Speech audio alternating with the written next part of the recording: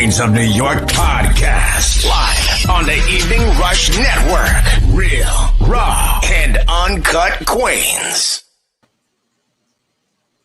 Hey, hey, hey. Good evening, Queens. Good evening. Happy I was going to tell you, I was about to say good morning. Can y'all hear me? Yes. Okay, good. Okay. How's it going? Happy Monday, everybody. Happy Monday. Happy Monday. Yes. How's everybody weekend? How's everybody feeling today? I'm tired. I'm Good and tired. Good. Right, we here. Look, everyone's going to be able to agree to this. When you don't do nothing, you are at your most tiredest you are ever at. You be like, I didn't do shit today, but why am I so tired? That's me today. Mm-hmm. Tired from doing nothing. Sick and tired From of being sick and doing tired. nothing. I ain't did a damn thing. Lord have mercy. How about you, Precious? My weekend was eventful and not in like a really good way. We'll talk about it off air though, but yeah. You sound low. I'm here. You can hear me? Yes. Yeah, you just sound low. I sound low to you guys? To Envy, not to me. Ha, ha, ha. And you gotta fix that problem, sis. I don't know what it is. I had headphones in, it just wasn't working. It wasn't working for you, yeah? All right, so we have a guest today. That we do. Yes, we do. And today's topic.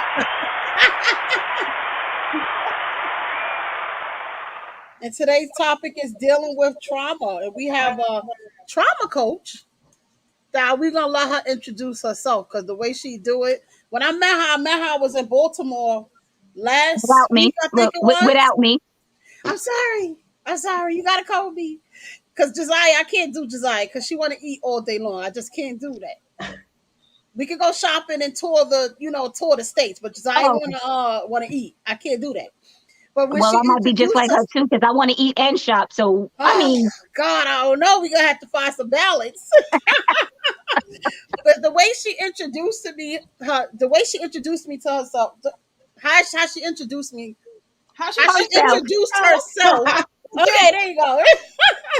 And the way she explained her name, I was like, "Ooh, that shit's sexy. I need that." And then I was telling her about the show, and I was telling her what we do, and I was, explaining to her about my business and stuff because I had went to see my stepdaughter in Baltimore, and she has a cafe, and she's trying to get me to send my stuff out there, and she's trying to implement me putting my stuff out there, and then I was trying to look at property and stuff as well. I can tell y'all all my secrets, but I got some things in place. Oh. And Miss Antara, I'm sorry, go ahead and introduce yourself, our guest. Hi, so my name is Antara Rashida, and I am a womanist traumatologist, which means that I unearth the language of pain, right, to dismantle intergenerational trauma in the lives of families to bring healing to their legacy and their lineage. That's who I am. That nice. She did not disappoint. That was sexy, Andy. Right? Thank you, Rainbow. Thank you, Precious. You are so welcome, and we thank you for coming on our show. Yes, and I just love your name. Like it just rolled. It's Antara Rashida. Like I just right. And you see how she break it down. You were like, okay. First when she said her name, you were like, okay, and then when she just go with it, you were like, well, damn, okay. Say it to me again. Right, literally. Definitely. So what is it that you do? You said you are a trauma coach and everything. So what is it that you do, and how is it that you help different people? Okay, so let me break down womanist. Let me break down traumatologist, right? As a womanist, I get to show up in my Black experience, right? I get to bring my faith to the table. I get to talk about Jesus proudly and how he infiltrated my world to help me bust up my trauma, right? Mm-hmm. Think about womanism. Katie Cannon says something that is amazing.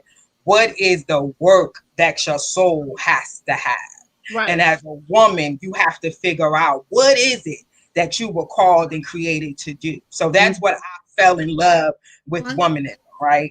And then being a traumatologist, if you look at a doctor, right, a traumatologist deals with that deep-rooted injury, right? And that could be trauma to any place in the body. I specifically work with the trauma in the head so that you can get your feet moving, right? So I deal with the mental issues, right? The deep-seated pains that we don't want to talk about. And so that's what womanist traumatology looks like. And then I do that in 3 different ways, right? So that's what we're going to talk about today, just those 3 different areas. The first area is as a trauma coach. And so I have triumphant talks like the one we're having now. I have clients who I coach one-on-one.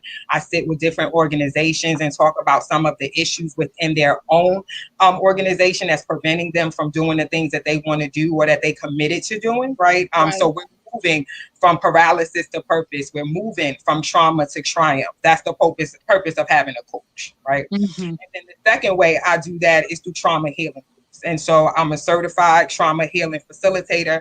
I was certified by the American Bible Society. And so we have groups with about 6 to 12 people, and we get to talk about how do we heal from the wounds of the heart? What does grief look like? What is the journey to the new beginnings look like, right? How do we deal with those things that are deeply rooted and deeply seated in our heart, and they end up being projected in our relationships? They rock out into personal skills, right? And so this is more of a group setting. We do this either as a weekend retreat or we meet once a week for about 3 hours and we unpack our trauma. And then the last area is I am an evangelist in the house of the Lord. And so I am grateful that I get to go and show up and spread the good news, however that may be. And so for me, that's dealing with our heads, right? Talking about the importance of thinking about whatever's lovely, whatever's pure, because you're always going to have issues. This world is full of trouble, right? And so those are the 3 ways that I'll show up. It's either a trauma coach, trauma healing facilitator, and as an evangelist. Well, okay. I like it. I like it a lot. So Yes, we definitely thank you. What made you want to become a trauma coach? Was it personal trauma that you have dealt with, like personal experiences, or you? But it would have to be your personal experience. I about to say, or like while you were going through life, but that's still a personal experience. So, what made you want to become a trauma coach? Definitely a pull to become a trauma coach. I thought I was going to be a forensic psychologist for the FBI here. I was trying to be like Criminal Minds, kick in doors, freeze, like do all that great stuff. That is now my daughter's dream, right? So, but it is because of the trauma that I experienced in my life, right? So my dad, my mom, the intergenerational trauma, which is basically things that are passed down from mom or dad to the next one. And my goal was to make sure that I didn't pass that down to my children. But that wasn't the first experience that I had with trauma that I understood. My first experience was sexual abuse. And so that started as early as about 6, first grade, right? Because you don't realize playing house, playing doctor is a form of abuse, right? So even though you may be in the back room with your cousins for Thanksgiving and your family out there doing what they do, you picking up some bad behaviors because somebody might have did something to somebody and they're just mimicking what they saw. Correct. But it intensified when I became a teenager because I was raped at 14. And so as I started to grow, didn't really understand the impact it was having on me until I decided to take psychology because I thought I was going to be a forensic psychologist. And that's when God started to work with me and deal with me and show me that that's not what you're going to do. You're going to help people come out of the same deep-rooted, deep-seated trauma that I've helped you overcome. And you're going to do that by spreading the good news and being honest about your story so that other people will feel safe enough to tell their story. It's not okay to play doctor. It's not okay to play house, right? Check on your kids, even though they're in the other room, right? And these are things we don't like to talk about in our community because we just say it's the culture. It shouldn't be the culture. Correct. So that's what made me, say, I'm going to do this because that's what we call it. Gotcha. Understood. I definitely went to school for forensic psychology. That's what my bachelor's is in. However, that's not what my master's is in. So I understand getting away, having one dream and then getting to another. So definitely understand that. But thank you so much for even sharing that with how you became interested in becoming a trauma coach. Well, it was a calling, but how you recognize that this was something for you because, like you stated, playing house we have all played house. Right, Nobody right.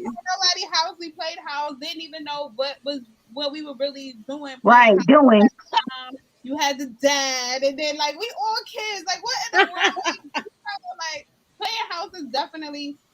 This is like this not the first time I heard that was like a sign of like trauma, but when it was said to me, and now what you saying it too, I totally feel the same way. Like we should have been playing nobody house. Right. Girl. It's the first time it's Because certain like she said, certain things that happen during playing house, like the children be acting like grown people because they mimic what Mhm. they see. Right. We don't know. We don't know we're not supposed to be doing it because we just thinking it's normal because that's what we saw. right. But Hi, Christina. but Yeah. Hey, Christine. hey, And so because you said that, Rainbow, that's hey, what we saw, right? At the end of the day, that's secondhand trauma. That's vicarious trauma, right? So when you see things or when you start to see other people's trauma and you find yourself having stressors connected to what you're experiencing, that's secondhand trauma. So we saw something and we brought that into our home. That could have been traumatic for a child to see their parents having sex. They don't know what to do with that. So you Right. act it out.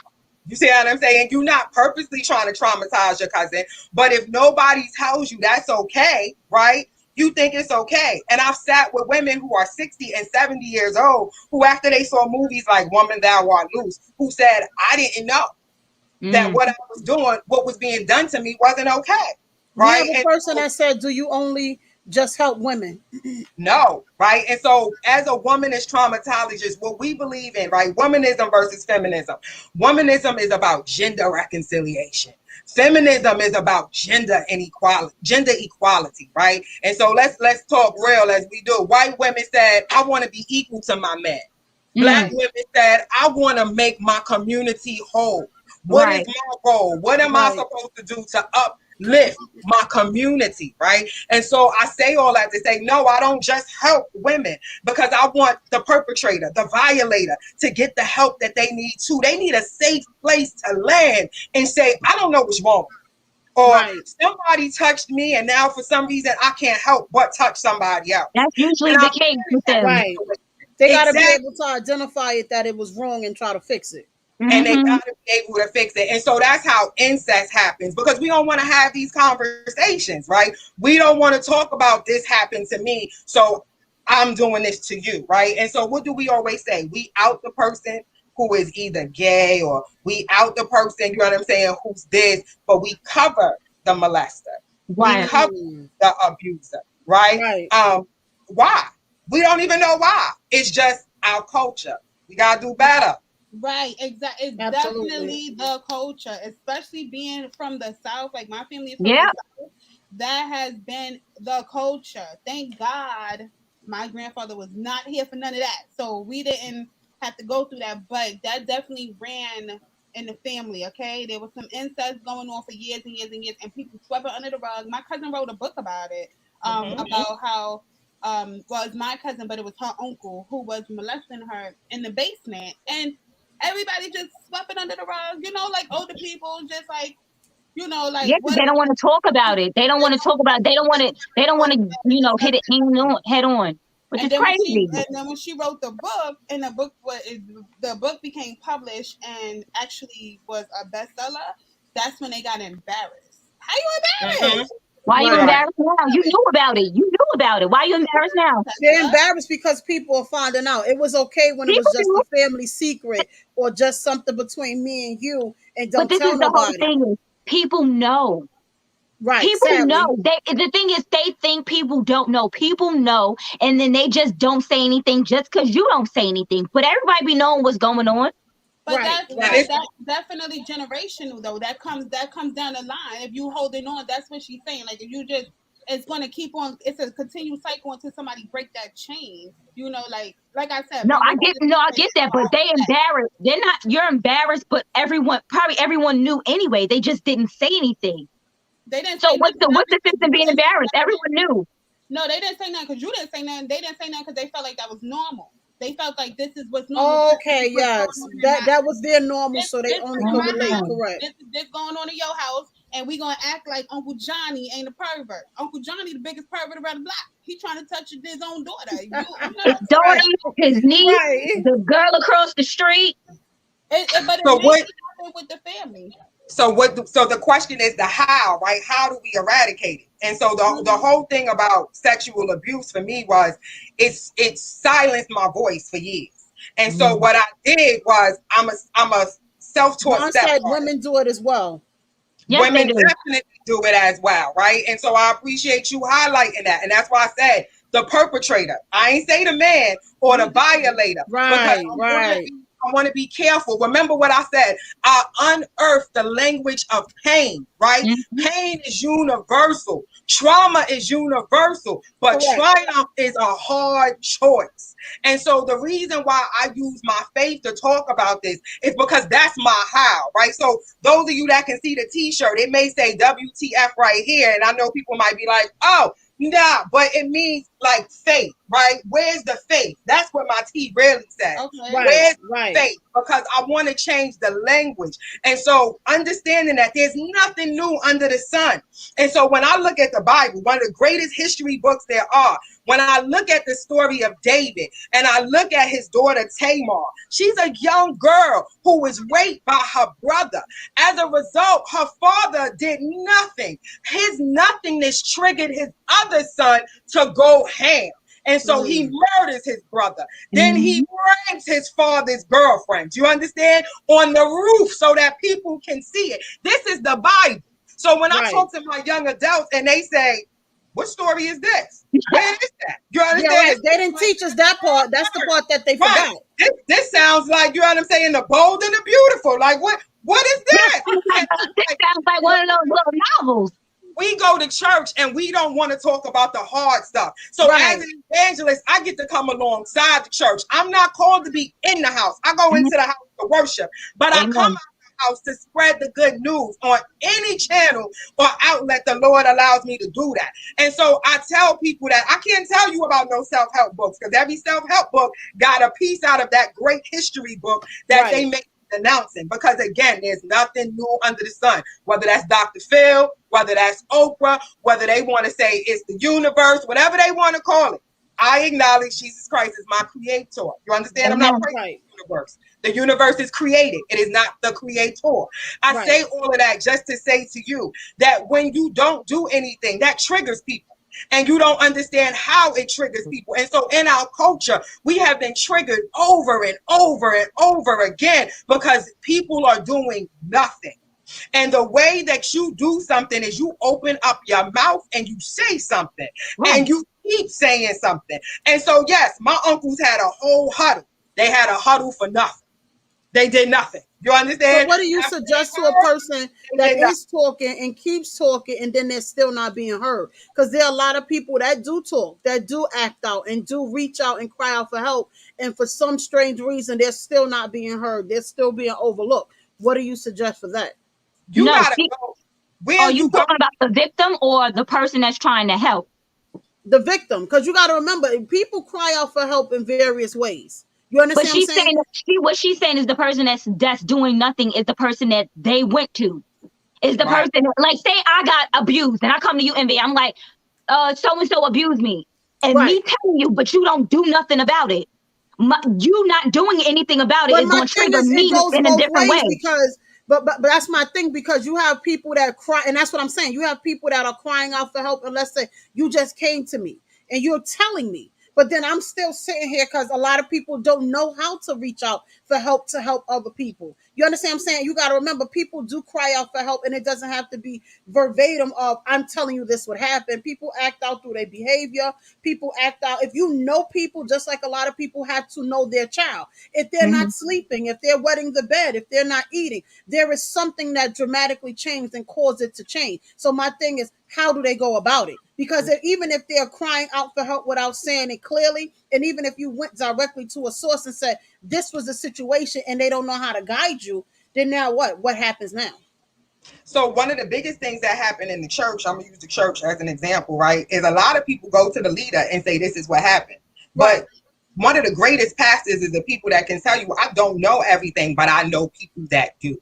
And so what happens is when people, and this is where the responsibility comes on the person that's being told, the people that are being informed have to be accountable enough to know that they have to find various outlets. That's why your network has to be important, so that you know how to reach certain people, right? The church can reach out to trauma coaches. They can reach out to sexual abuse counselors, right? Now, if you're talking about the victim as an adult, you're going to have to keep going until somebody hears you. You may not be able to just say it one time. If Rainbow comes to Envy and Envy does nothing, then Rainbow may have to go to Precious.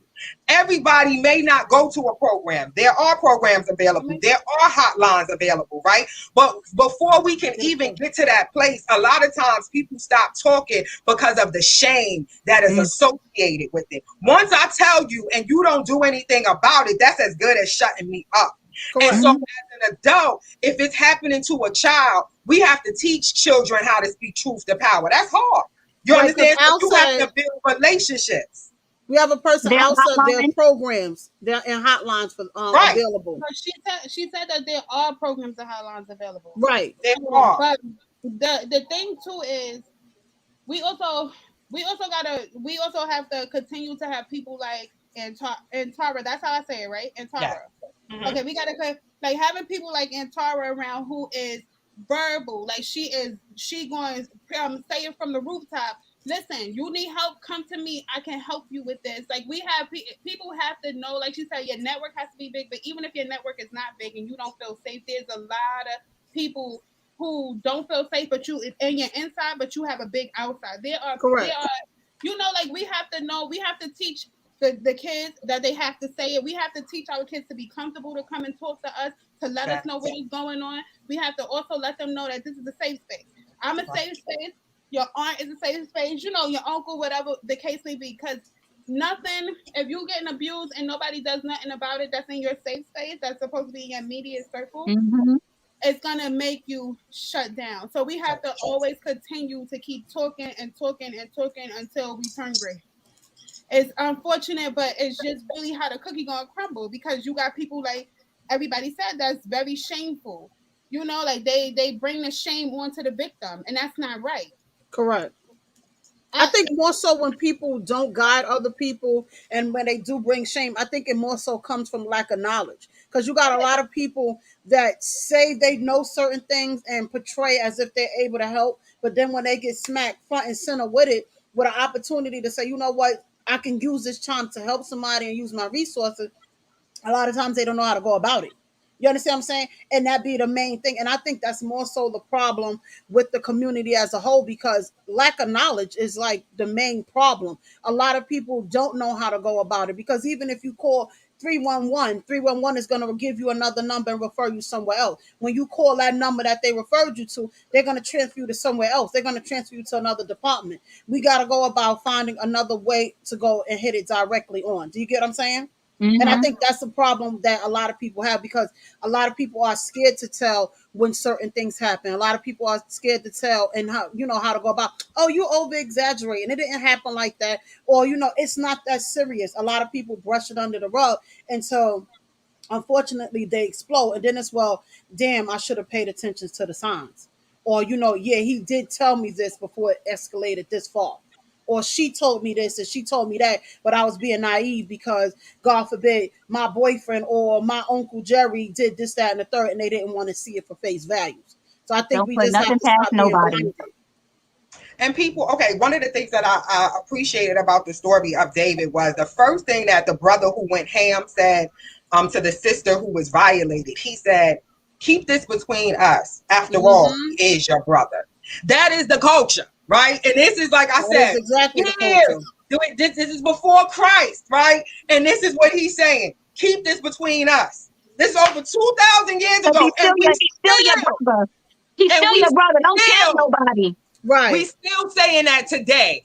This is your brother. This is your sister. This is your auntie. This is your uncle. Don't tell nobody. What you doing right now is telling somebody. What you doing right now is creating a safe space for the community that you serve to say to you, Rainbow, yo, can you connect me with somebody? I had an incident. Precious. You know what I'm saying? Can you holler at somebody for me? I had an incident. envy. You know what I'm saying? Can you let me holler at Shorty? I had an incident. You see what I'm saying? Because people are looking for people that are willing to help, that are going to talk to them about it. But because we have dirtied the waters, we've muddied the waters, we've covered it up, people are scared. And so it takes, what do people do? You see somebody running, you don't even know why they running. You start running. Too. What's right, going on? Right. We be out. White people, they be like, what happened?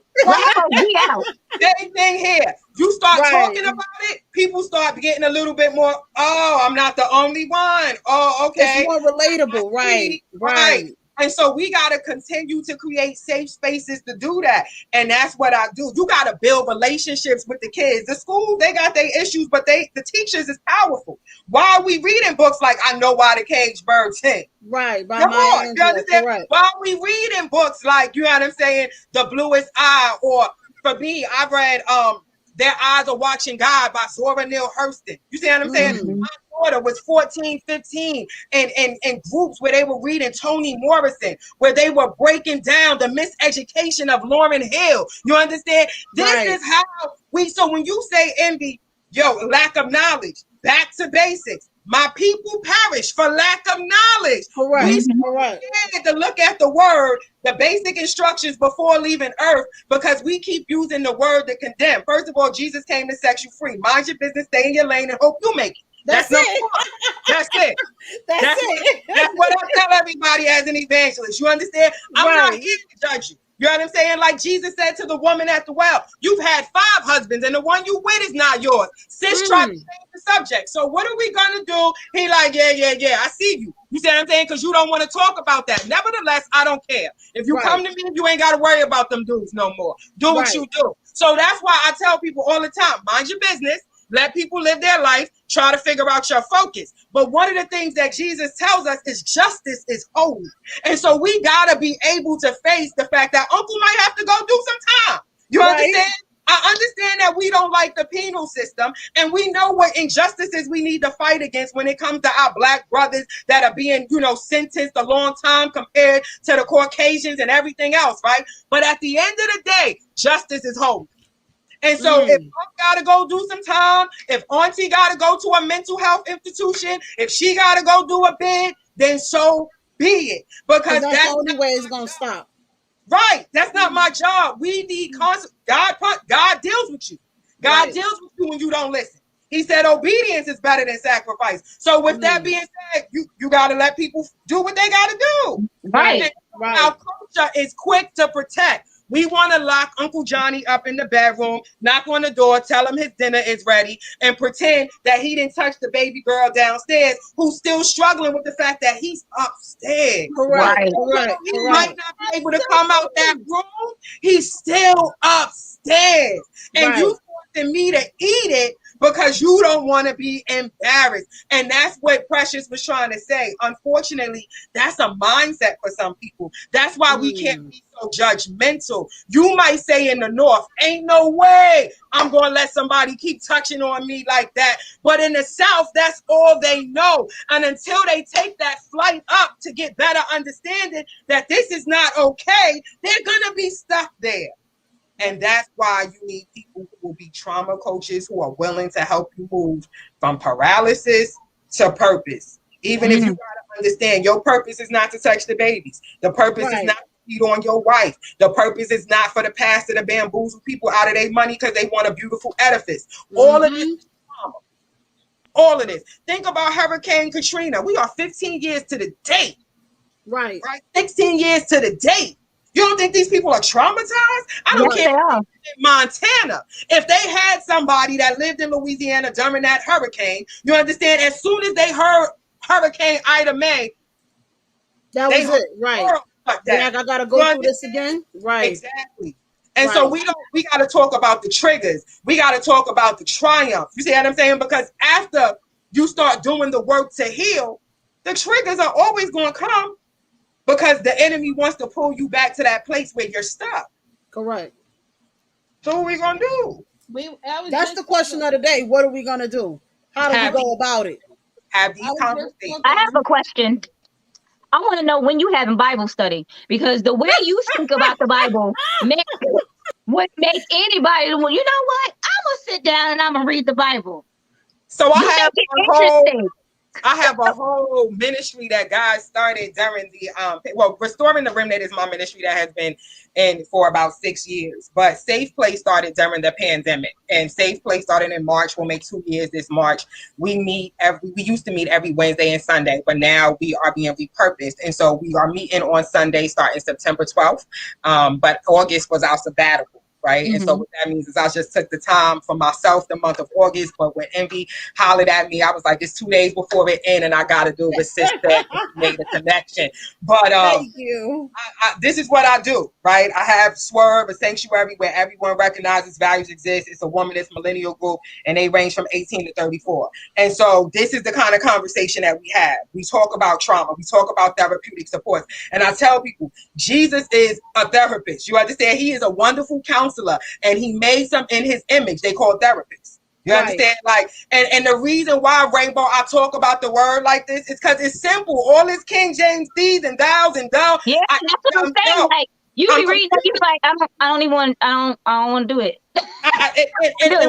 And we tell people it has its errors and all this other stuff, and then we wonder why people don't want to hear it. But my favorite version of the Bible is the Message version. Why? Because it's the message. It's real plain. Like stupid, don't do that. You understand? Right, literally, like right. Without saying, but it's saying, right. When I saw stupid in there, I was like, "This is for me." Yes, God, right? This is for me because it's real plain. Don't go that way. You understand? If you want to see your money work for you, go to work. You know what I'm saying? Like, stack the bread. Right. It's real plain, so that young people will even be like, "Oh, I need to get on my alignment with God." Right. And that'd be my motto. Make it make sense. Make it make sense. Because if it don't make sense, don't do it. That's my thing. If it don't make sense, it don't make dollars. That's it. But before we go any further, we are definitely at that mark. We're gonna run a commercial momentarily. Please follow us at our business pages, Envious Creations, Rainbow Refreshers. 360 Photo is up and coming. Once again, we are gonna run a commercial, pay some bills, and we'll be right back. Looking to podcast shows and do not know where to start? The Evening Rush Network can help you with that. Call us at 929-441-2417 or email us at theeveningrushnetwork@gmail.com for dates and prices. We got you for all your podcast needs. The Evening Rush Network. Tune in, subscribe, and share.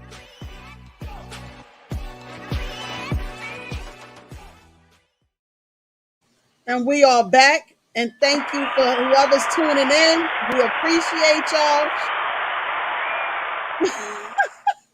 And that is the way if you're inquiring and looking into getting on the network. There's various information on there. Please follow us on the Evening Rush Network page as well. Facebook and Instagram, one word, one spelling.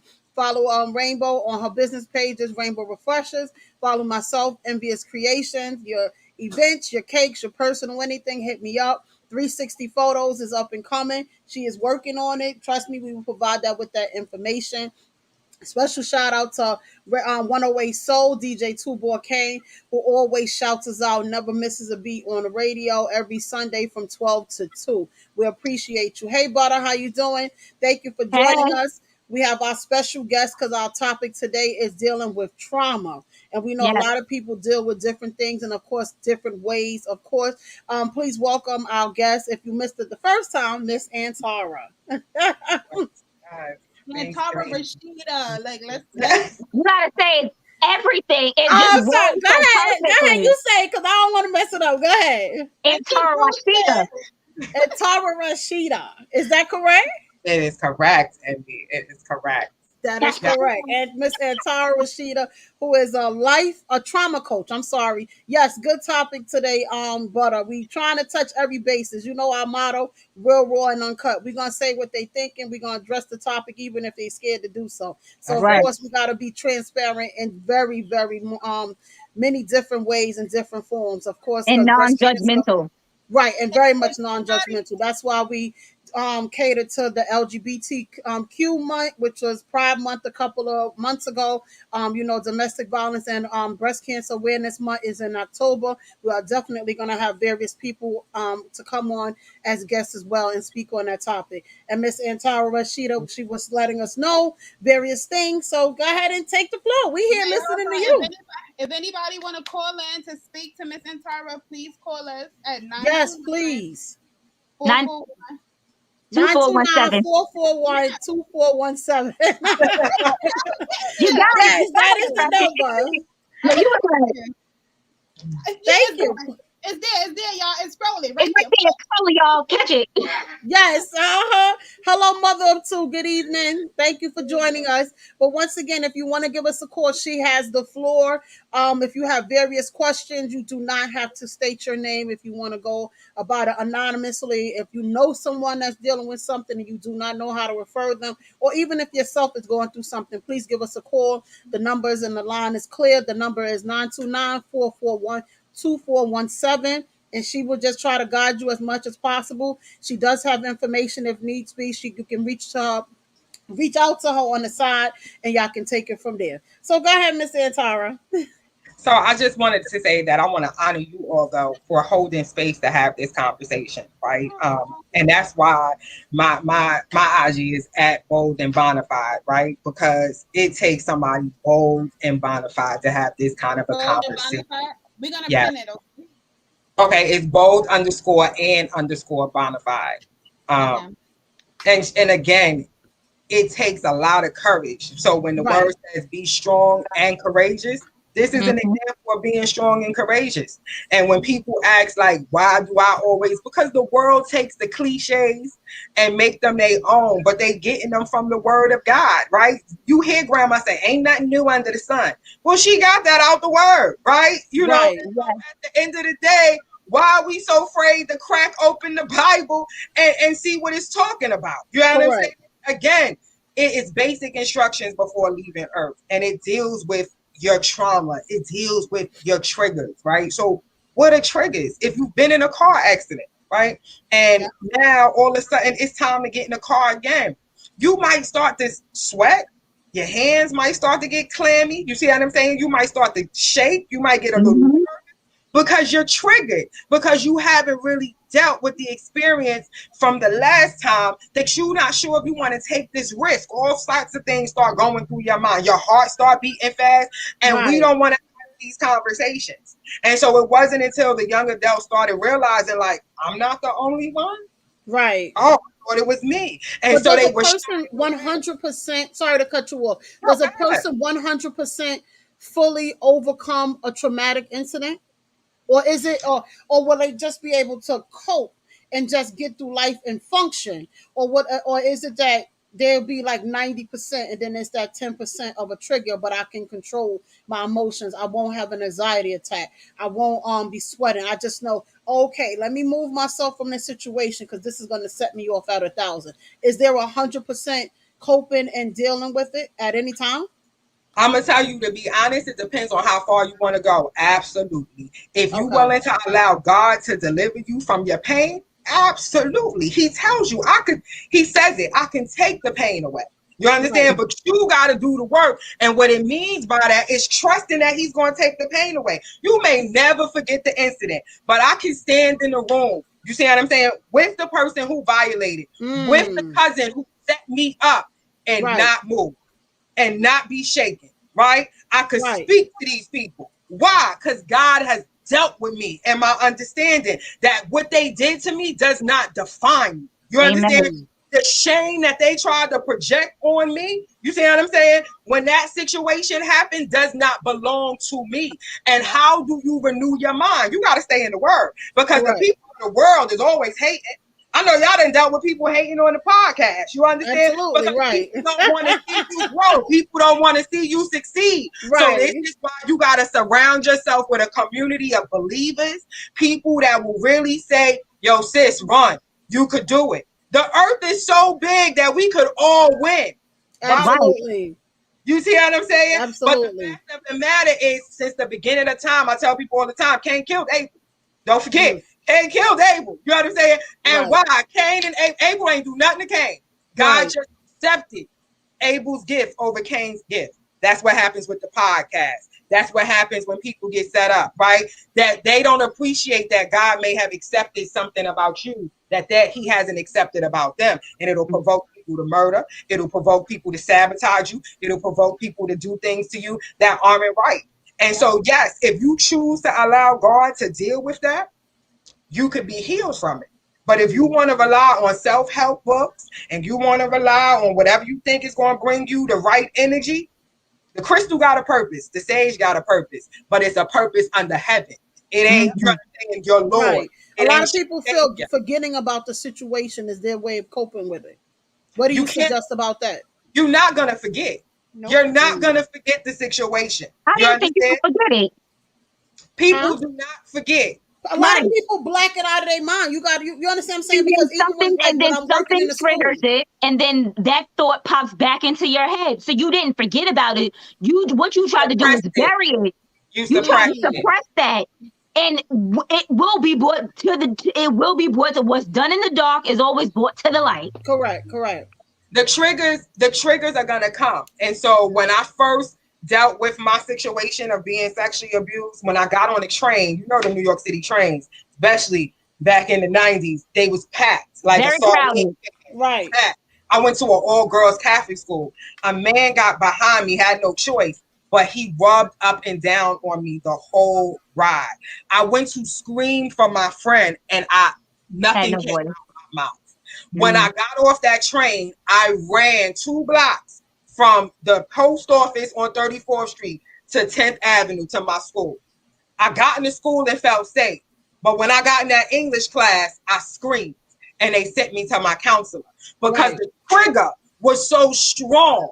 And so I don't forget the fact that it has happened to me. I've mentioned it on here a few times, but I know that it doesn't have the same effect because I've been to therapy. I go to Christ. You understand? Right. I do the work necessary, took the healing groups necessary to make sure that I'm no longer moved by the experience. Okay. It doesn't overcome you. It doesn't overcome. You got to be the overcomer. Right. You got to be the overcomer. You got to be the one that's more than a conqueror. And can say to that situation, you don't get to destroy my life. There's too much of me. You know what I'm saying? That one incident, and it's not always one incident. It's multiple things that may come into our life, and we got to have enough resiliency to power through. And we can't do that by ourselves. That strength is strength that comes from God, and then God understands. That's why He says, "Love your neighbor as yourself." If you was down and out envy, you know what I'm saying? Would you want somebody to leave you to yourself? You would want somebody to empower you and encourage you. Sometimes we want to isolate. You see what I'm saying? But isolation isn't good because when you don't have nobody to encourage you, all you're dealing with is those thoughts that's in your head. But I think that's where you find strength in yourself, because it's a lot of people, as well as myself, that has been through different situations, and I literally had nobody to turn to. You understand what I'm saying? Like, whether it was a family situation, whether it was a life situation, you understand what I'm saying? I still had to rely on me. And I think that's another reason why my circle is very small, because my thing is, if I couldn't call on you when I needed to, then I don't need you to rock with me now. And that's just my model. Did you have kids at this time? I had a situation, me or her. Was this before you had kids or after you had kids? Well, I had one of my situations, like, for example, my mother had a stroke 9 days after having my baby sister. I didn't have kids. And this is when I had to be a young adult. I had to worry about my mom's in a coma, and the doctor told me, listen, prepare for the worst. So now I got to know where the life insurance policies at. I had to pay mortgage. I had to pay car note. But what I'm trying to say, in that instance, you were still having to be like a parent, because you still had to take care of your. I had to take care of my 9-day-old sister, and then at the time my 16-year-old sister as well. And that's what I'm saying. Like, I think for mothers, even if you're going through trauma, it's hard to give up because you still know that there's someone else that you have to take care of. And so I think that's your children. But when you look into the word family, Now you have to decipher what is family if I can't call on you in a time of need. If you can't be there when there's a situation when my back is against the wall. You understand what I'm saying? And that's why I say I had to result into a lot of things of learning on my own. Like even when I did have children, unfortunately at one time I had to go in the shelter. And it was just me and my child. And I had to learn the system. You understand what I'm saying? And mind you, in my opinion, their main thing was, well, you work for the city, you work for the police department, you can't do this, that, and the third. Clearly, I'm not making enough to pay $2,000 rent at the time. As a single parent with one child, and at the time, I believe this was before Biscuit. You understand what I'm saying? That it's like you have to learn the ropes, and that's why I say a lot of times people shelter themselves because it's like, damn, I done reached out to this person, I done reached out to that, I done went this form away, I done put this in writing. It's like now I got to find it on my own. Which is I get everything that you're saying, but what I'm trying to say is I feel that when you have children, whether you have no one else, you have your kids and you know why you are doing what you're doing. Even if you're going through trauma, you know you still have something to. I disagree because everybody cannot handle situations the same way. I'm not saying every mother, but I'm saying majority of mothers, they know what they have to do for their kids, and they do it. I'm gonna tell you why I say yes and no, because as a parent, there's certain things that I might have went through that they were there and around that they don't know that I had to handle what I had to handle. You understand what I'm saying? As a parent, we make sure, like you said, shit gotta still get done, no problem. But it's like certain things, like how it was a situation, the kids was in here arguing, and Biscuit was like, JoJo, the world is not cupcakes and rainbows. And my response is, that's the world I create for y'all. But the shit get down and dirty. You understand what I'm saying? And that's how you got to look at it as a parent, as a person that's continuously reaching out, because the world is not nice. Regardless of however we try to paint the picture, regardless of how discreet we try to be, I'll fix it. The world is nice as a whole. The people in it are not always nice. I'll put it that way. Because the world itself, we live in, we breathe in, we moving and grooving. But the people in it, it makes it complicated. You understand what I'm saying? So sheltering yourself is not a good thing, but I also think that's a person's way on coping, because a lot of people try every avenue. You understand what I'm saying? I've tried this avenue, I contacted this person, I don't went through this way. And then it's like, well, now I'm back at square one. But if I try it on my own, let me try it this way and let me see the results. And sometimes, a lot of times, doing it on your own be the only results that you be needing sometimes. It do be the only results you be needing sometimes. And that being alone, the difference between isolation and seclusion is one has God and one does not. And when you isolate, right, that just you, right, that's the issue. But when you seclude, God said, I'll never leave you nor forsake you. So even when you feel like you by yourself, he's ushering you, right, into situations, even in the midst of the discomfort. And so I tell people all the time, and I understand what Rainbow was saying about moms and parents, but everybody's resiliency isn't based on parenthood, which is why the foster care system is real, because parents break down, right? Absolutely. And they don't have the absolute supports, or they in a shelter system that got them feeling like hamsters on a wheel. You see what I'm saying? They making all these moves, but they never feel like they going anywhere. They sitting and they're like waiting ducks. And so we have to understand that it's important that when we take that time to come into ourselves and ask God to show us who's my network, who's my community, you have to be open to the fact that that could be filled with strangers, right? That sometimes we want it to be the people that we consider family. Family is just who we blood in with. You understand? That's just who it. That's it. That's it. You see what I'm saying? Half of my relatives I can't relate to. So at the end of the day, it's important to understand that this is why God gives you a community of believers, a community of faith. And this is why when we look at the life of Jesus, we see Jesus will tell you in a heartbeat, who's my mother? Who is my brother? He that does the will of my Father. Because even his own siblings couldn't understand who he was. And sometimes your family can't understand who you are. And so they'll make the trauma worse for you. Or all they understand is their own trauma, and they just pass that down. And you have to find a way to escape. You understand? My father was a pimp. My mother had her addiction. You see what I'm saying? My father, on his worst day, my father was homeless. One of the most traumatic experiences with him was seeing him come to my neighborhood out of the train station, homeless, with feces in his pants. You understand? And I thought that I was going to lose my friend in 6th grade. I was mortified. And we had a big girls conversation in 6th and 7th grade. And she said, I'm your friend, no matter what. Even though that's your dad, that's not your fault. I'm your friend. We have to teach our young people how to have these conversations. You see what I'm saying? Because they live it with the shame of their mom is showing up, no disrespect, with the bonnet and the slides and the looking crazy and the Kool-Aid on her jacket, and raggedy. Or raggedy, right? Or dad is incarcerated and they don't understand the system and they friends is teasing them, and we have to have different conversations because these are traumatic experiences for our children. Correct. You understand? And children are mean. Children are mean. Definitely, absolutely. And they become mean adults. Yes. They become mean adults. They bully people. You see what I'm saying? And they don't, because they haven't dealt with their issues. People come to me and say, yo, Ma, I like you. You know what I'm saying? Like your pieces. I like your vibe, your energy. And I tell them all the time, you don't like me. You attracted to the anointing on my life. You understand? You think about it. What can you give me? You like my peace, and all you can give me is chaos. Because you haven't dealt with your internal working. Correct. Because I know that the gift that God has given me is going to cause people who have been hurt and traumatized to come my way and say, yo, I like your life.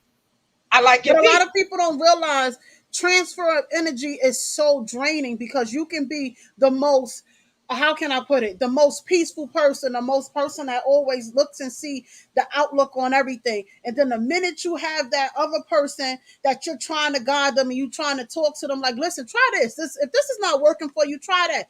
And it should be so draining, because I be like, why am I tired? But then you don't realize you tired because you don't transfer energy and it's still not getting nowhere with them.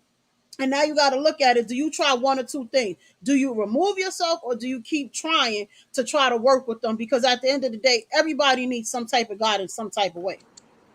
You got to see where people are, right? Again, I'm always going to go back to the basic instructions. As soon as you reject something, I'm going to dust my feet and move.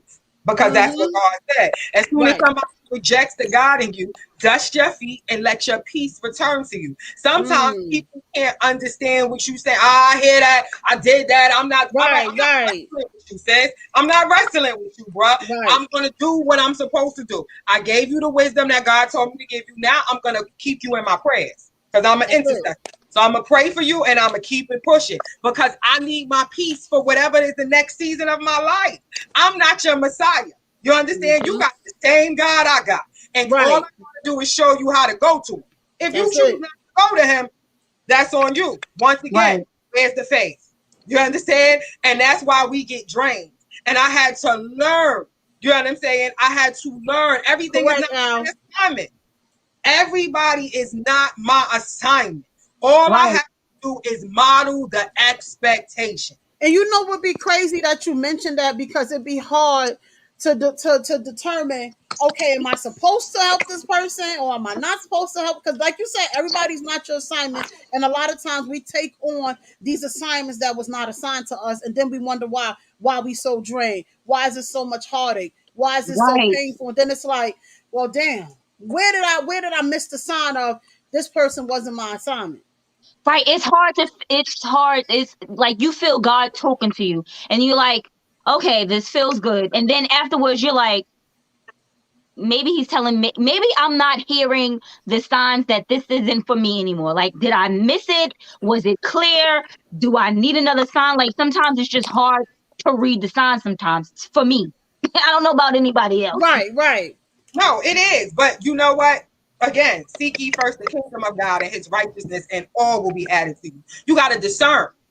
Did you go to God and say, God, is this my assignment? Or did you feel like in your natural ability, oh, I talk to people, I can do this, I can talk to them. Nah, you got to go to God and you got to ask God, is this something that you are asking me to do? And if you get that answer from him, you move forward. You see what I'm saying? But when you don't get the answer from him and you do it out of your own strength, you're going to be tired. Everything that you do, you got to see God first and ask him. And so even in this trauma, count it all joy when you fall into various tests and trials. How do you do that? You understand? You do that by understanding that all things work together for the good of those who love the Lord. If you don't know that, it's hard to count it all joy. It's hard to help people understand. And I'm not saying this as if I didn't do it. I have a daughter who has been through what I've been through. She's learned. I have to count it all joy when I fall into various tests and trials. She's learned, I don't like what happened to me, but it worked out for my good, because now whoever else it happens to, I have the language necessary to help bring them out of that dark place into the marvelous light. That's why you go through what you go through. Envy can say, I know what it's like to have to come down a notch. You know what I'm saying? And then watch God take me all the way up. You understand? I know what it means to humble myself. And this is what it means. I know how to be a base. That means a basement, right? I know how to be a base. I come down. Humble and yourself. I know how to bound. I move up, right? But that's happening in God's strength, not your strength. And there's too many people out here talking about I'm self-made. I love music. I love hip hop. But there's certain words that I listen to, and I'm like, I'm not going to say that. You understand? Because I'm not self-made. I got to continue to remember something created me. Someone created me. And he's a higher being. And whenever I have a question, why am I going around here to the people that bleed just like me instead of going to upper management and asking him what say he? You understand? Why would I ask somebody how to help me get out of such a traumatic situation and they ain't never been in it? You understand? They want to be. I read a few books. Have you ever been touched?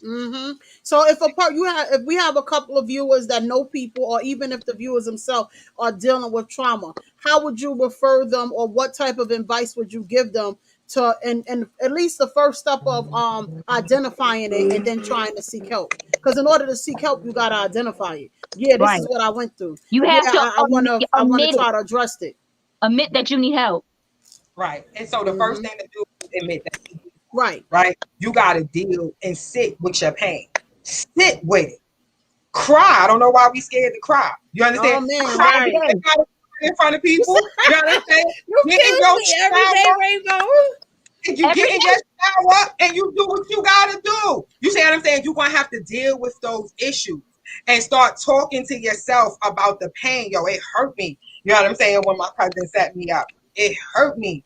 When my dad walked out on my family, it hurt me when this one didn't, you know what I'm saying, do what they were supposed to do in my life. I noticed that you mentioned that your cousin set you up. You've mentioned it a couple of times.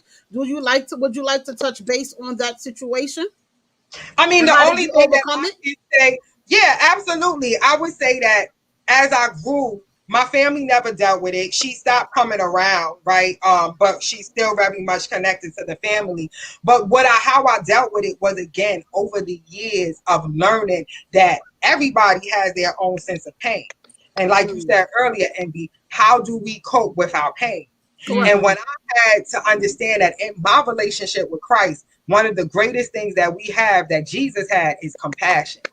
And I realized from knowing her story that she only did what she knew how to do. She ain't never apologized. She may not even understand the impact of what she did to me, right? But I was able to get over it because I took the time to understand her story. I took the time to go to therapy and vent and cry out to my therapist about the pain and the shame that it caused me.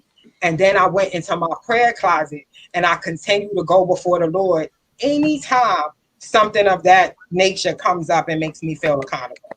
But my question is, do you feel when we say, okay, this is the only thing she knows and this is the only thing he knows, that's why, he's a woman beater or he's a rapist, do you feel that would be a way of, I guess, pacifying the situation? Because it's like we kind of making an excuse. Would you believe it or not? Nah, you know why? Because God said, Father, forgive them for they know not what they do. People really don't know. People really don't understand the gravity of their decisions. You understand? Like, I think people don't really, because I don't believe she set me up to be sexually abused. I believe she set me up thinking that, you know what I'm saying? I'm going to entertain this dude. I'm going to do whatever I'm going to do. And when it happened to me, it was just like, I didn't mean for that to happen. I didn't. And that's because as a Christian, right, as a follower of Christ, I choose to think on whatever's lovely. It doesn't change the fact that I visit the truth, right? It doesn't change the fact that I know what the real is. But are we going to keep concentrating on that and keep allowing the enemy to manipulate our minds and say, they know what they was doing to you. They did that to you on purpose. They did X, Y, and Z. That is just constant mental distress, trying to make you angry and lose the power that you know that you possess to move forward. Go ahead, Rainbow. Was she an older cousin or y'all about the same age? Yeah, she was about 4 years older than me. Yeah. So I was 14. She was about 18. She was pregnant at the time. You know what I'm saying? She had her own issues or whatever. My mom decided she wanted to go party and hang out, which was, her right. And she just thought that was a safe space for me. And it just wasn't, right? And so there's a lot you have to forgive. And for me, it's the power of the word. 70 times 7, God said we have to forgive people. And we don't know how to do that. That means every time I think that's the main issue also on forgiveness, right? Because my thing is, I get what you're saying, but then I also feel, and I'm going to give you my honest opinion from me. Right. Granted, people don't know what they're doing at times. But my thing is, a lot of times people know it's wrong and still do it anyway. Whether, rape, whether sexual assault, whether domestic violence, and he or she, she's abusing him or she's abusing him, because women are abusers as well. You understand what I'm saying? And I feel after a while, after a certain age, because it's on the media, it's everywhere, it's laws in place, you breaking laws, this what's going to happen.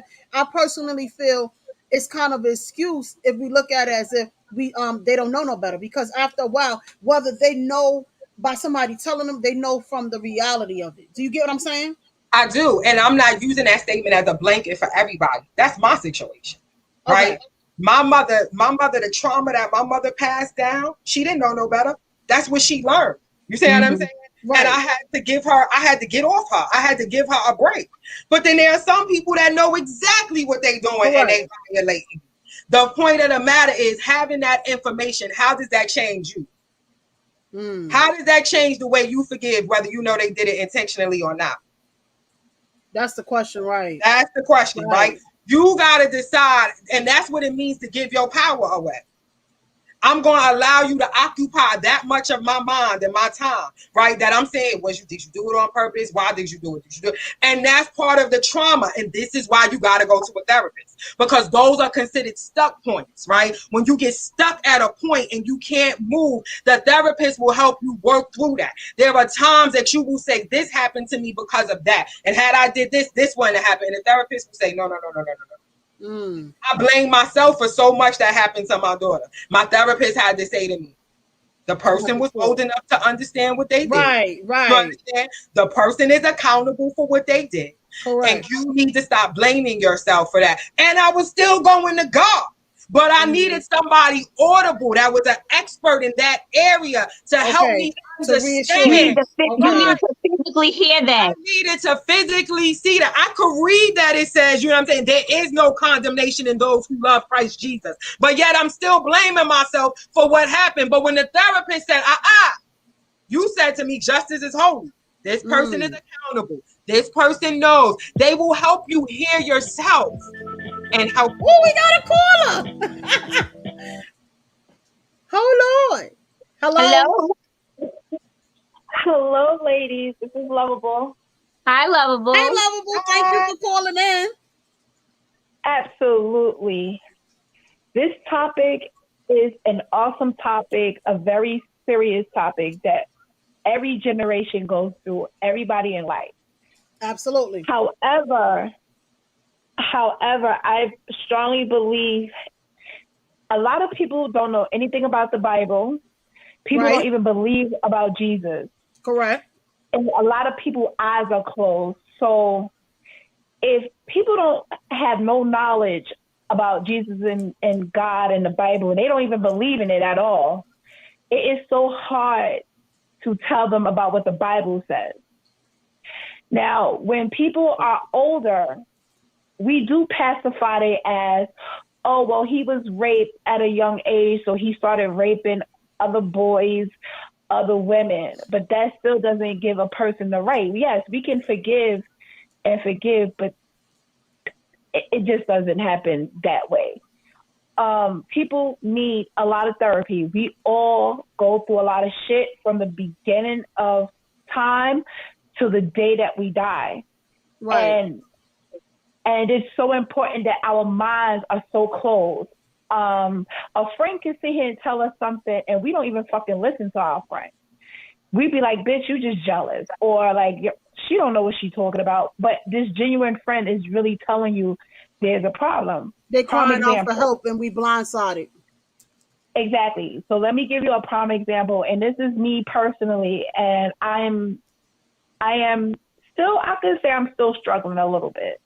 You know, I was in a car accident 11 years ago where I fractured my hip, pelvis, leg, knee, all on the left side, right wrist, had 2 holes in my lungs.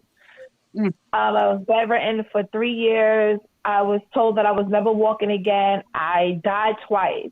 Oh, wow. I have been on, I came home 11 years ago with 8 different pain medication, and I'm teary-eyed right now.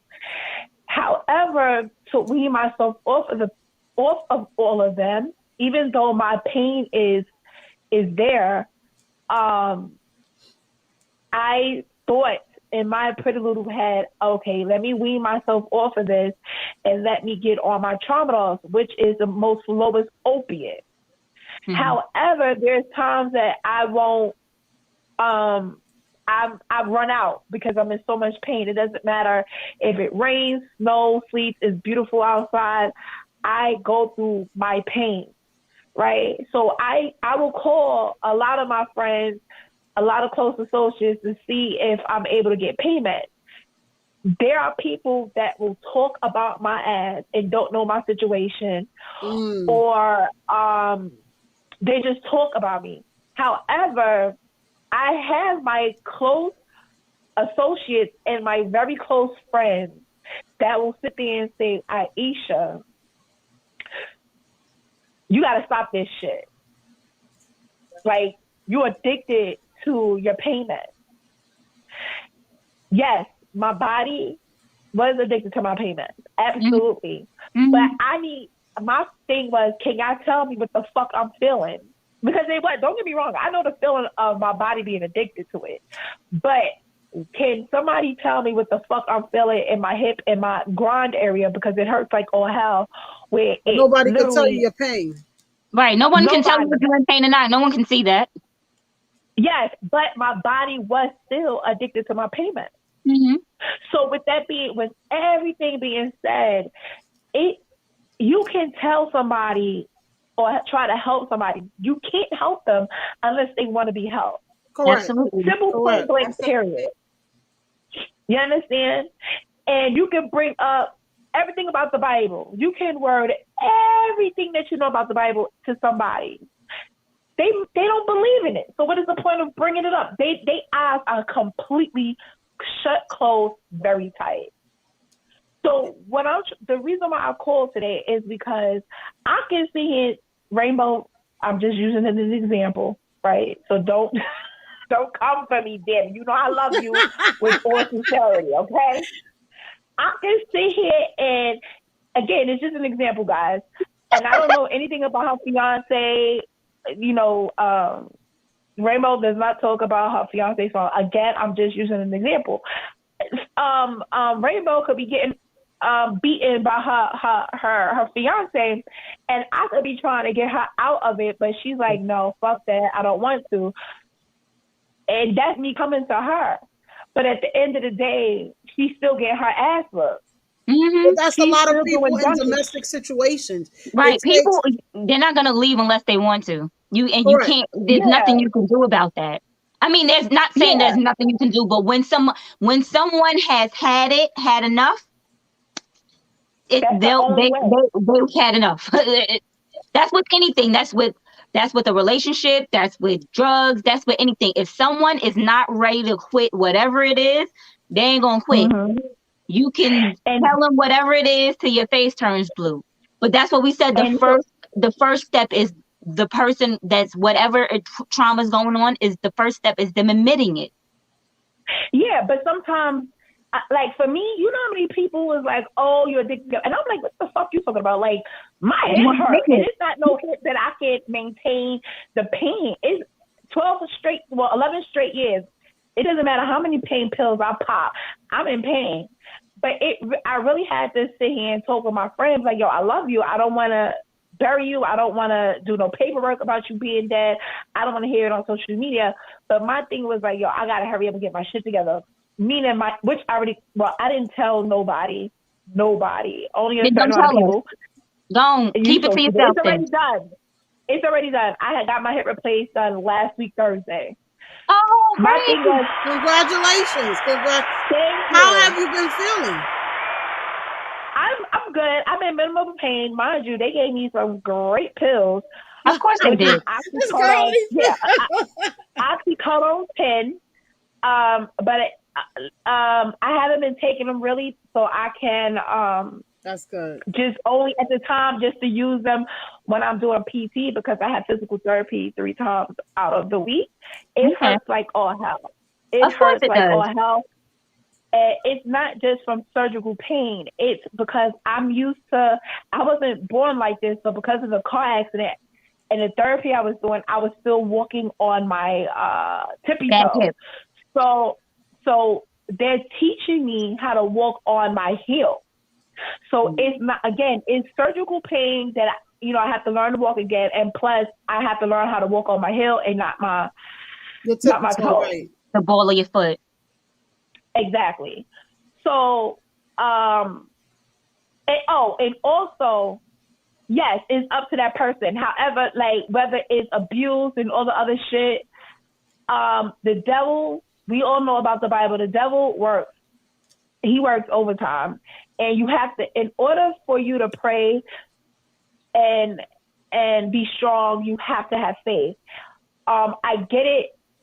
There's a lot of shit that goes on in the world, and it's like, how can God sit there and just let that shit happen? We will never find the answer until the second coming of Jesus.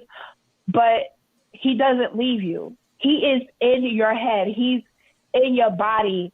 You have to be receptive enough to be able to answer him in your dreams, your psyche, something, because he speaks to everybody. You just have to learn to listen. And my thing is, if you know somebody that's in trouble, they have trauma, a lot of people, many people tend to give up on their family members and their friends. My thing is, I have friends that never gave up on me, even though they's like, all right, Aisha, I know that you suffered from a car accident. That wasn't y'all doing.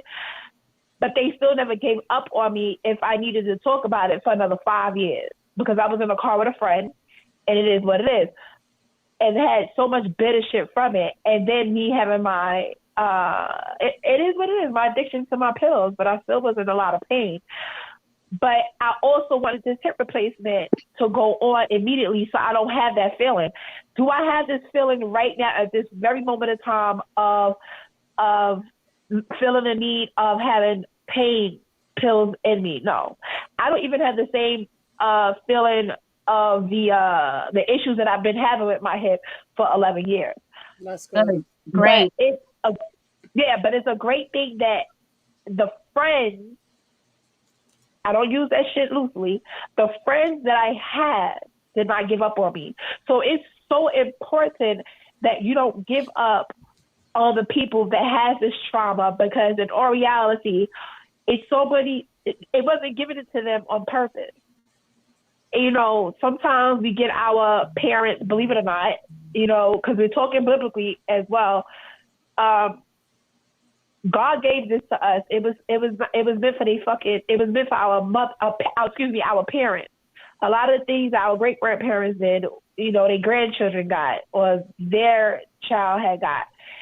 And sometimes it's not us. And sometimes we do sin and we get sick. And God wants us to not go to our husbands and our wives and our friends. He wants us to go to him, nobody else. Yes. So it's so important for people to pray and have faith and believe, because if you don't, it's not going to happen. It's not going to happen at all.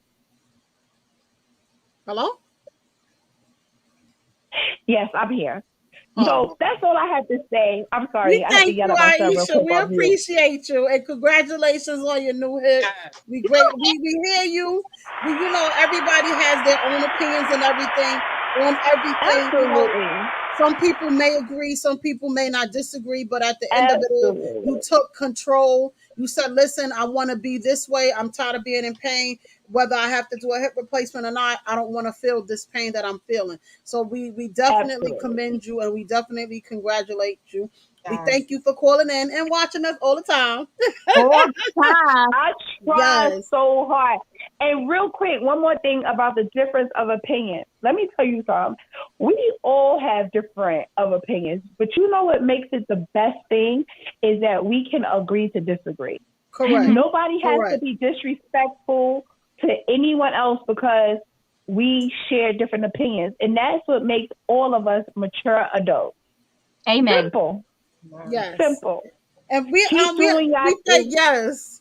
Al had made a well, Rainbow, you know my behind can't see. What he said? What? Yes. I gotta read all that. No, y'all can read that. He was look, I'm gonna come into agreement with the man of God because he said we must use wisdom and understanding to start educating our community to make the change. And he said that he was praying for Aisha and her healing. May the good Lord continue to lift her up and hold her in his bosom with his agape love.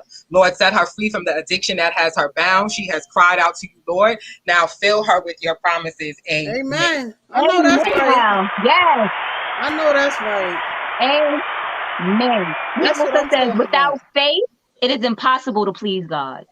Yes. Absolutely. And so I appreciate everything that Aisha had to say. And I think that gives a prime example of understanding that some of us are called. This word says many are called, but chosen are few. We can't get tired talking about Christ, right? And I know that sometimes it feels like, what's the point? People not listening. They not paying attention, right? But that's how for everybody. And it is for everybody. Everybody's not going to choose him, though, right? And so Jesus felt the same way. He said it, right? He did what he did, but he knew, and this is why I said what I said to Envy earlier. You dust and you move, right? You've planted. Somebody else will water. I've planted today. We talked about trauma. I've planted some things. Whether you have me back, whether you have one of my co-laborers back, or you have somebody totally different, they're going to water this conversation. And we're going to hope that everyone will get some form of increase, right? And so I'm agreeing with sis. Like she said, God is for everyone, but everybody not going to come to God. Absolutely. And it's hard to be a doer. It's not hard, but people think it's hard to be a doer. It's easier to be a hearer. So it's easy to be like, you know what I'm saying? Like, I forgive, but I'm not going to forget. Well, we didn't ask you to forget. We just asked you to forgive, right? And that means that when you forgive for real, not, I feel you. You forgive for yourself. You forgive so there's no control over you, which is the first step of dealing with the trauma of whatever incident it is. I forgive you. I love you because I ain't got no choice, but I don't like you. You understand what I'm saying? But people also feel that means that you have to then deal with that person. You don't have, just because you forgive someone doesn't mean that you also then have to get back into the same type of relationship that y'all were in beforehand. Absolutely. No. Absolutely. I forgive you when I see you. There's no animosity. We can talk about things, but I don't have to deal with you on a day-to-day basis. Absolutely. Right. Just I don't have to communicate with you if I don't want to. Right. Like how I mentioned before, we can't pick and choose our family. Because of course that's how it is, but we can pick and choose how we're gonna rock with them. Right. So we definitely over our time, and I know you might be busy, doing what you do. So in closing, what would be your message to people that are dealing with trauma? What would be your message? I know you did put your Instagram name on here, or if you have an email, please let us know. Maybe they can email you and reach out to you as well. But if they cannot contact you, they can definitely contact the Queens of NYC Instagram, Queens of NYC podcast, Instagram page and Facebook page, and we can definitely, make the necessary arrangements if they need to reach you as well. So what will be your closing message to our watchers, our listeners? Because we are live right now and we are being viewed live on various platforms. But of course, we will be on Pandora, we will be on Amazon Music, we will be on Mixcloud and various things where they just get the audio. So if they can't see you visually, what will be your message? I would like to let everyone know that trauma is universal, but so can triumph. And it's up to you to make the decision. Healing hurts. And a lot of times people don't want to say that, right? But we have to do the work. We have to have the conversations.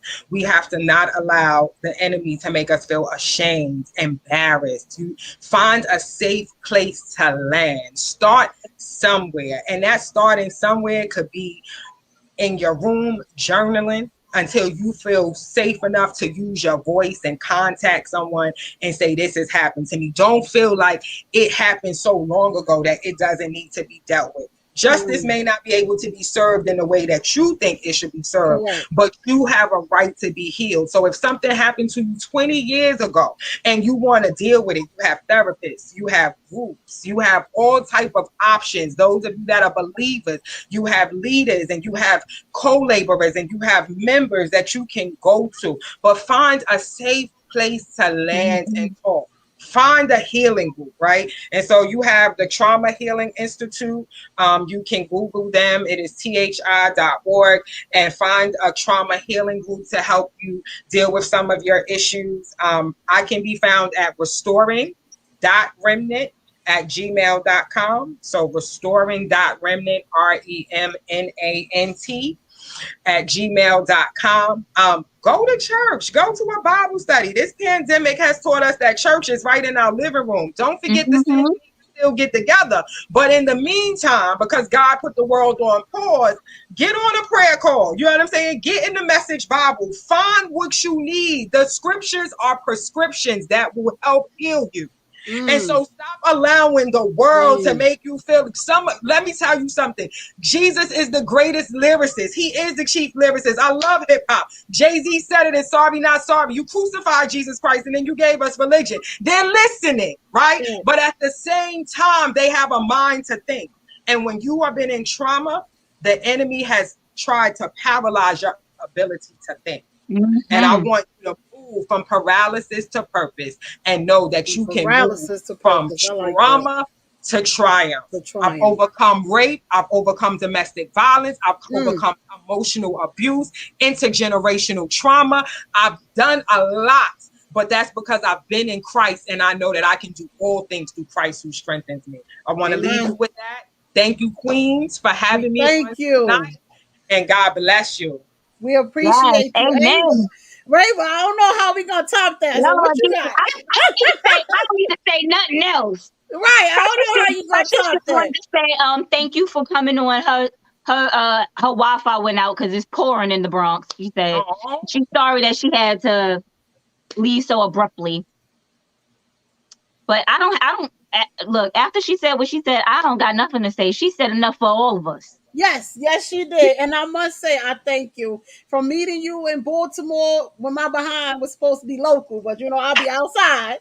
But I thank you. I'll be outside. Without me. I thank you because I get, they say you meet people for a reason, a season, a lesson, or a blessing. And I believe everything happens for a reason because I know I don't more so bring negative energy. And just speaking to you in that moment, it was like, I got to get your information. And normally I'm anti all the way. I'm anti, hey, how you doing? That's it. I don't want to give no business cards. If you don't follow me on social media, I don't want to be bothered. But I do appreciate you for coming on. I do thank you for your time. We have Lovable. She says she needs Antara's information. We will definitely post it. She's on our Instagram page. I tagged her. Her Instagram and the Instagram post of today's topic, and her picture's there and her page is there. She's also tagged. You can reach out to her, request on Instagram, hit her in the DM, and she'll take it from there. She also did list her email address. She'll definitely write that down below. But we thank you. We appreciate you. I am definitely gonna reach out to you again.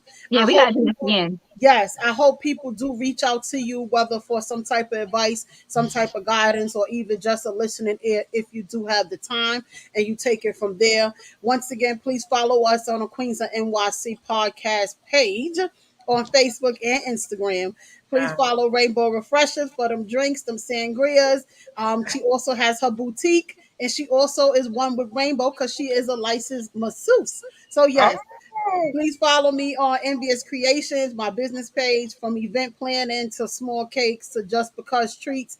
I appreciate you. Precious, she had her technical difficulty. So, she'll be up and coming when we post it. We're gonna hit y'all hard with 360 photos. She has her machine. And we appreciate you. We'll definitely catch y'all next week, because I don't know how we're going to do this one for next week. Also, shout out to Lovable, because she is now the new host. One of the hosts is on everything. Her and Jean will be on there. We have shows literally from the start of us, which is Monday, till Saturday. We start off the week. And we have shows every day on the Evening Rush Network. So if you didn't catch us today, or if you caught bits and pieces, watch the replay. We are on. Listen to us on the audio on the various platforms, and we will definitely catch y'all next week. See y'all later, guys. Good night. Good night. Good night.